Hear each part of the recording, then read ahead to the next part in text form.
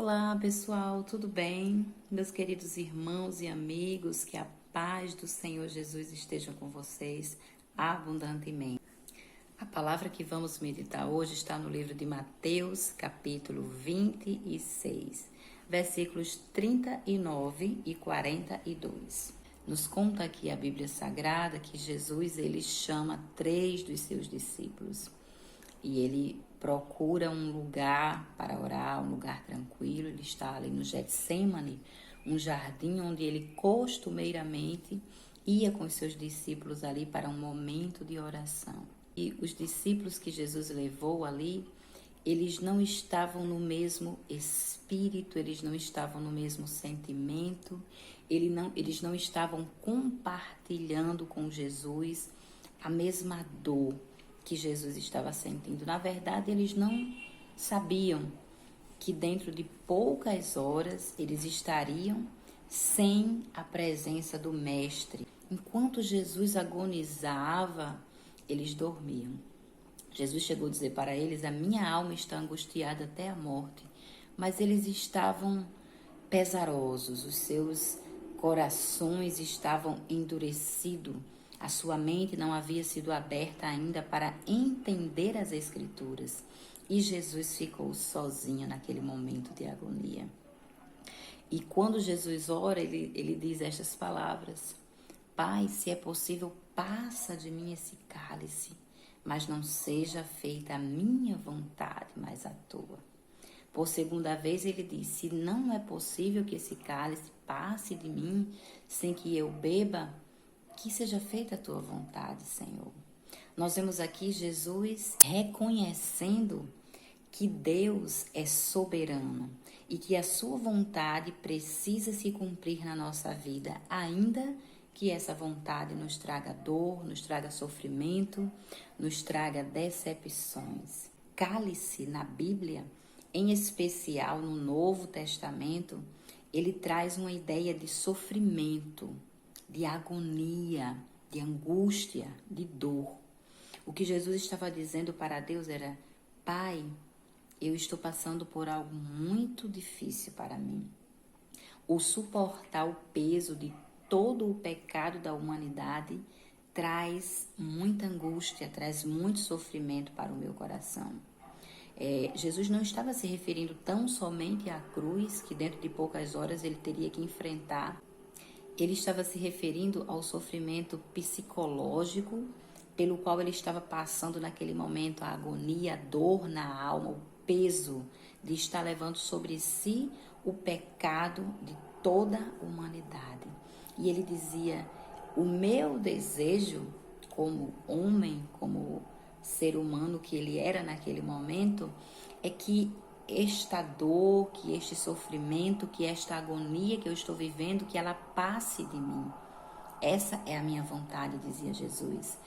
No entanto, Jesus, ele entendia que nem sempre a nossa vontade reflete os planos de Deus para a nossa vida. Lá em Isaías, o profeta nos diz, lá no capítulo 55, que os pensamentos de Deus, eles são diferentes dos nossos pensamentos, que os caminhos de Deus são mais altos do que os nossos caminhos. E muitas vezes nós, como cristãos, nós não temos essa compreensão. O que a gente quer é se livrar do problema, o que a gente quer é se livrar do sofrimento, se livrar da dor a todo custo. E a gente não busca entender a vontade de Deus. Quando Jesus disse para Deus: passa de mim este cálice, se for possível. E aí, no final da oração, ele diz: não seja como eu quero, mas como tu queres.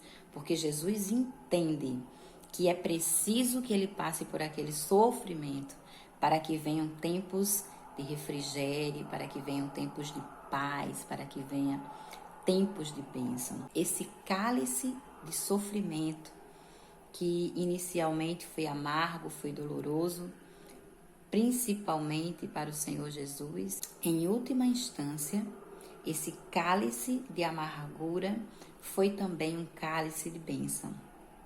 Pois a Bíblia nos diz que pelas suas pisaduras nós fomos sarados. O castigo que nos trouxe a paz estava sobre ele.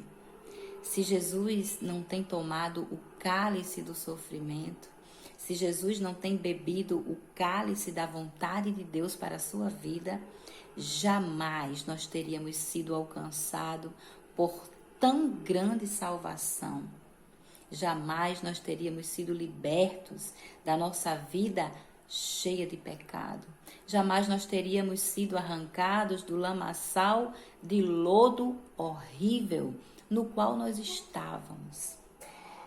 Diferentemente de Jesus, nós geralmente lutamos com todas as nossas forças, esperneamos, contendemos, buscamos entender de uma forma ou de outra o porquê estamos passando por algo que consideramos injusto. Ao invés de fazermos como fez o Senhor, de orarmos humildemente e dizermos para Deus: Senhor, eu gostaria que este sofrimento acabasse, eu gostaria que essa situação tivesse um fim. No entanto, seja feita a tua vontade. Ao invés disso, nós ficamos contendendo, nós ficamos reclamando, nós ficamos murmurando, nós ficamos achando que Deus nos esqueceu. No entanto, queridos irmãos, nós precisamos entender que o nosso braço, ele jamais poderá contender com Deus. Quem contendeu com Deus e foi vitorioso? A Bíblia diz que nós somos cacos entre outros cacos, que nós não podemos dizer para o oleiro: o que fazes? Age desta forma ou age daquela, porque Deus é soberano e Ele tem um propósito maior para a nossa vida. Ainda que seja necessário tomarmos o cálice, é melhor tomarmos o cálice que o Pai preparou para nós do que relutarmos contra a vontade de Deus. Porque a vontade de Deus é sempre boa, perfeita e agradável. Há cálices que, por mais amargos que sejam, nós teremos que bebê-los, para que se cumpra em nós a totalidade da vontade de Deus, para que se manifeste em nós a presença do Filho e para que o poder do Espírito Santo seja constante em nossa vida.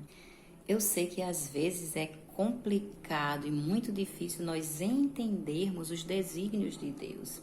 Mas quando a gente olha para a Bíblia, quando a gente olha para as maravilhas que Deus operou na vida de homens, de mulheres, de pessoas que se entregaram verdadeiramente, que se deixaram tomar o cálice, beber o cálice que Deus preparou, nós entendemos que o nosso Deus é o Deus que fere, mas Ele também traz a cura. Ele é o Deus que permite o sofrimento para que faça surgir a alegria. Ele deixa chegar o pranto, mas depois do pranto, nós podemos entoar cantos de vitória. Tudo isso só virá para as nossas vidas quando nós resolvermos aceitar a vontade de Deus. Quando nós decidimos enfrentar o sofrimento, a angústia, a dor, as decepções de cabeça erguida, quando nós entendermos que as humilhações, que aquilo que vem para nos abater, para nos colocar lá embaixo, na verdade tem o intuito de nos fazer crescer, de nos colocar de pé, de nos firmar e de nos tornar mais parecidos com o Senhor. Não abandonemos o caminho por causa das dificuldades, por causa das angústias, por causa das decepções que encontramos no decorrer desta caminhada. Tudo aquilo que vivenciamos, todas as coisas que acontecem, de boas, de ruins, nas nossas vidas, fazem parte do cálice que Deus preparou para nós.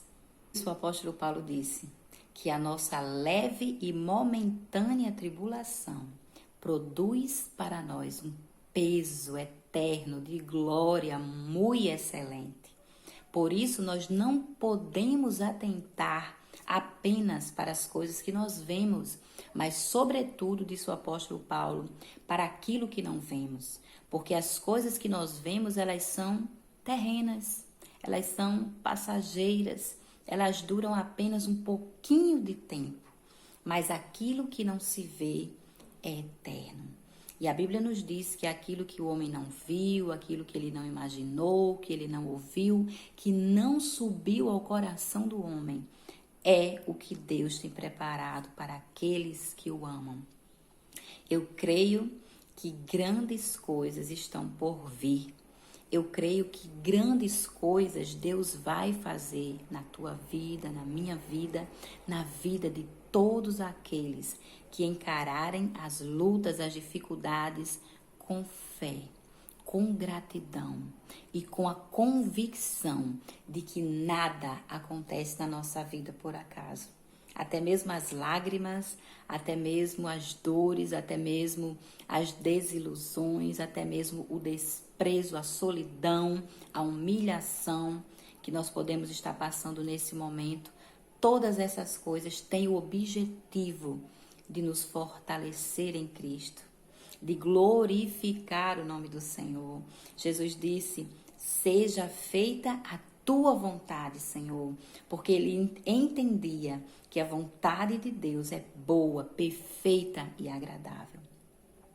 Deus eterno, Deus poderoso, Deus soberano, eu te oro, Senhor, eu levanto a ti a minha voz neste momento para interceder por todos os meus irmãos, por todos os meus amigos que neste momento estão passando situações de desespero, de angústia, de agonia, tal qual o Senhor Jesus sentiu ali no dia do Getsêmani, em que orou pedindo que aquele cálice de amargura fosse passado de si.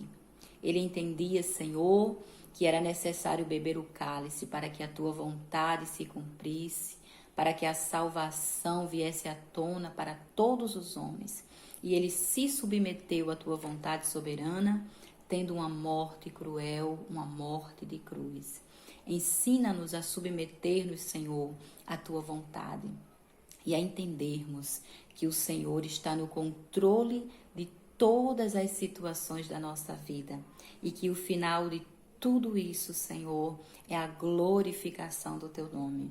Dá forças aos teus filhos, dá a graça necessária para que eles possam passar por todas as dificuldades e continuarem firmes em ti. Que a tua presença os sustente e os fortaleça, Senhor, é o que eu te peço, em nome de Jesus. Amém. Que Deus continue abençoando a tua vida.